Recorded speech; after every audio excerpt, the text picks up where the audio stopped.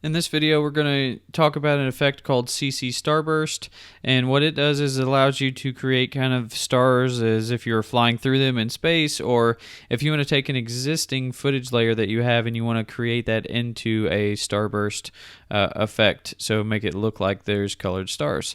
So let's go ahead and type in just star here, and we'll grab this starburst simulation, drop it onto here, and now you can see what it's done is it's taken all the different colors that were in that composition and it's scattered them throughout this composition. So let's go ahead and scroll through, and you can see as it's playing back all the different colors. So you've got some green and you got all these different effects. But if we go up here, we can change the scatter, so we can make them more condensed. We can change the speed, so let's maybe take it back to about half of the speed. So if I play it back now, you can see that it's slowed down.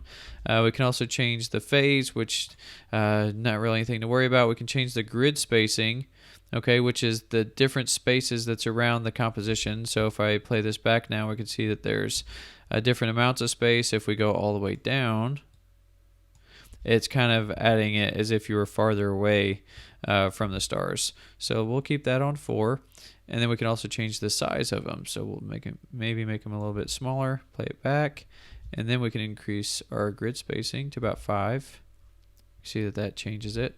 And then you can also use a blend with original. So if I blend this up, we can blend that with the existing layer that we already used. So if I go up to about 85% and I play this back, you can see that now that is in the background. So pretty cool way to add that effect. Maybe we wanted to make it look like it was snowing in the background and get a little bit more realistic with that. Anyway, let's go ahead and go to another layer and use the same effect. I'm going to disable that and turn on this white solid layer that I have, and I'm going to drag the simulation over here. Now look at the difference. This is only white. It doesn't have any color because it was only a white layer, and it's blended everything together into that white. But now when I play it back, it looks like a star field. So almost like I'm going through space. So then I can still take the same effects.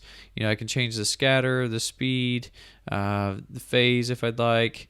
And then let's see, grid spacing. Let's go down to about, see if I can get 2. I'll just type it in. And then we can change the size, make them even smaller. And then we could blend the original if we wanted to, but I'm going to leave it all black. Now when I play this back, you can see that it's a lot faster. So let's take the speed and drop it down even further to about 0.2.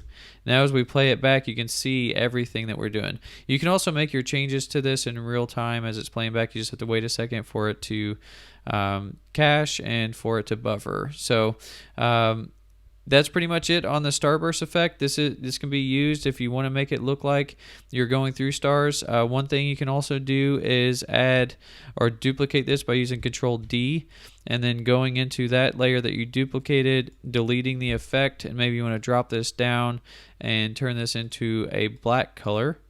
And then we could take this and we'll call it black background.